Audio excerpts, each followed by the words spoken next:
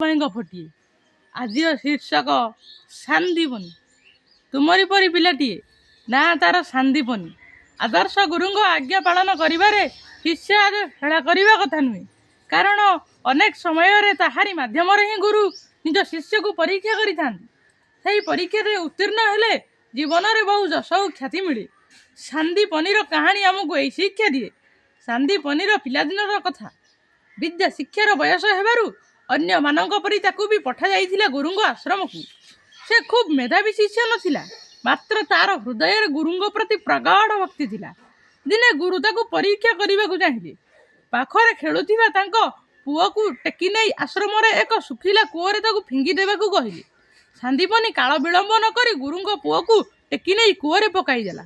ସେତିକି ବେଳେ କିଛି କାମରେ ବାହାରିବାକୁ ଯାଉଥିବା ଅନ୍ୟ ଶିଷ୍ୟମାନେ ଆଶ୍ରମରୁ ଫେରୁଥିଲେ। ସାନ୍ଦୀପନି ଗୁରୁଙ୍କ ପୁଅକୁ ଟେକି ନେଇ କୂଅରେ ପକାଇଦେବା ଦେଖି ସେମାନେ ଧାଇଁ ଯାଇ ପୁଅକୁ କୂଅରୁ ଉଦ୍ଧାର କଲେ ଏବଂ ସେପରି କରିଥିବାରୁ ସାନ୍ଦୀପନିକୁ ଖୁବ୍ ମାରପିଟ କଲେ। ଗୁରୁଙ୍କର ଆଦେଶରେ ସେପରି କରିଛନ୍ତି ବୋଲି ସାନ୍ଦୀପନି ସେମାନଙ୍କୁ କହିପାରିଥାନ୍ତା, ମାତ୍ର ସେ ନୀରବରେ ଅନ୍ୟ ଶିଷ୍ୟମାନଙ୍କର ଅତ୍ୟାଚାର ସହିଲା। ଗୁରୁଙ୍କ ଆଦେଶରେ ସେପରି କରିଛି ବୋଲି ଜଣାଇ ନିଜକୁ ଦୋଷମୁକ୍ତ କରିବାକୁ ଚେଷ୍ଟା କଲା ନାହିଁ। ଆଉ ଦିନକର କଥା। ସେଦିନ ଆଶ୍ରମର ଗୋଟିଏ କୁଟୀରରେ ନିଆଁ ଲଗାଇ ଦେବାକୁ ଗୁରୁ ସାନ୍ଦୀପନିକୁ କହିଲେ। ଗୁରୁଙ୍କ ଆଦେଶ ମାନି ସାନ୍ଦୀପନି କୁଟୀରରେ ନିଆଁ ଲଗାଇ ଦେଲା। ଅନ୍ୟ ଶିଷ୍ୟମାନେ ତାହା ଦେଖି ଧାଇଁ ଯାଇ ନିଆଁ ଲିଭାଇ ଦେଲେ ଏବଂ ସେପରି କରିଥିବାରୁ ସାନ୍ଦୀପନିକୁ ଗାଳିମାଡ଼ ଦେଲେ। ମାତ୍ର ସାନ୍ଦୀପନି ଏଥର ମଧ୍ୟ ଗୁରୁଙ୍କର ଆଦେଶ କଥା କହି ନିଜକୁ ନିର୍ଦ୍ଦୋଷ ପ୍ରମାଣିତ କରିବାକୁ ଚେଷ୍ଟା କଲା ନାହିଁ। ଏହି ଦୁଇଟି ଘଟଣା ପ୍ରକୃତରେ ଗୁରୁଙ୍କର ପରୀକ୍ଷା ଥିଲା। ଏହା ମାଧ୍ୟମରେ ସାନ୍ଦୀପନି ପାଖରେ ଆଦେଶ ପାଳନର ନିଷ୍ଠା ଓ ଗୁରୁଭକ୍ତି ଅଛି କି ନା ତାହା ପରୀକ୍ଷା କରିବାକୁ ଗୁରୁ ଚାହୁଁଥିଲେ। ସେହି ପରୀକ୍ଷାରେ ସାନ୍ଦୀପନି ଉତ୍ତୀର୍ଣ୍ଣ ହେଲା ତଥା ସମୟରେ ବିଦ୍ୟା ଶିକ୍ଷା ଶେଷ ହେଲା। ସବୁ ଶିଷ୍ୟ ନିଜ ନିଜ ଘରକୁ ଫେରିଗଲେ।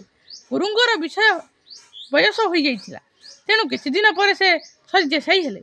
ତାଙ୍କର ଶେଷ ସମୟ ହେବା ଜାଣି ଶିଷ୍ୟମାନେ ଆସି ତାଙ୍କ ପାଖରେ ପହଞ୍ଚିଲେ। ଗୁରୁ ସବୁ ଶିଷ୍ୟଙ୍କୁ କିଛି କିଛି ଜିନିଷ ଉପହାର ଦେଉଥିଲେ। ଶେଷରେ ଆଉ ପହଞ୍ଚିଲା ସାନ୍ଦୀପନି। ସେତେବେଳକୁ ତାକୁ ଦେବା ପାଇଁ ଗୁରୁଙ୍କ ପାଖରେ ଆଉ କିଛି ନଥିଲା। ସାନ୍ଦୀପନିକୁ ଦେଖି ଗୁରୁଙ୍କର ଆଖି ଲୁହରେ ଛଳଛଳ ହୋଇଗଲା। ସେ ସାନ୍ଦୀପନିକୁ କହିଲେ, ତୁମକୁ ଦେବା ପାଇଁ ମୋ ପାଖରେ ଆଉ କିଛି ନାହିଁ, କିନ୍ତୁ ତୁମର ଗୁରୁ ଭକ୍ତିର ଉପହାର ରୂପେ ମୁଁ ତୁମକୁ ଏହି ଆଶୀର୍ବାଦ ଦେଉଛି ଯେ ସ୍ୱୟଂ ଭଗବାନ ଦିନେ ତୁମର ଶିଷ୍ୟ ହେବେ। ଗୁରୁଙ୍କର ସେହି ଆଶୀର୍ବାଦ ସାନ୍ଦୀପନିଙ୍କ ଜୀବନରେ ସତ୍ୟ ହୋଇଥିଲା। ବଡ଼ ହୋଇ ସାନ୍ଦୀପନି ବାରାଣସୀ ନିକଟସ୍ଥ ଅବନ୍ତୀ ନଗରରେ ନିଜର ଆଶ୍ରମ ସ୍ଥାପନ କଲେ। କୃଷ୍ଣ ଓ ବଳରାମ ଦୁଇ ଭାଇଙ୍କ ବିଦ୍ୟା ଶିକ୍ଷା ପାଇଁ ଗର୍ଗ ଋଷି ସେମାନଙ୍କୁ ତାଙ୍କ ପରି ଆଶ୍ରମକୁ ପଠାଇଥିଲେ। ସାନ୍ଦୀପନି ବହୁ ବିଦ୍ୟାରେ ପଣ୍ଡିତ ଥିଲେ। ସେ କୃଷ୍ଣ ଓ ବଳରାମ ଦୁଇ ଭାଇଙ୍କୁ ଚିତ୍ରକଳା, ଜ୍ୟୋତିର୍ବିଜ୍ଞାନ, ଭେଷଜବିଦ୍ୟା, ଗନ୍ଧର୍ବ କଳା, ଧନୁର୍ବିଦ୍ୟା, ହସ୍ତି ଓ ଅଶ୍ୱଚାଳନ ଆଦି ଶିକ୍ଷା ଦେଇଥିଲେ। ଗୁରୁଙ୍କ ପ୍ରତି ଭକ୍ତି ଓ ଗୁରୁଙ୍କର ଆଶୀର୍ବାଦ ଫଳ ରୂପରେ ସାନ୍ଦୀପନି ଭଗବାନ ଶ୍ରୀକୃଷ୍ଣଙ୍କୁ ନିଜର ଶିଷ୍ୟ ରୂପେ ପାଇଥିଲେ। ପରେ ଶ୍ରୀକୃଷ୍ଣ ଦ୍ୱାରକାରେ ରାଜା ହେଲେ।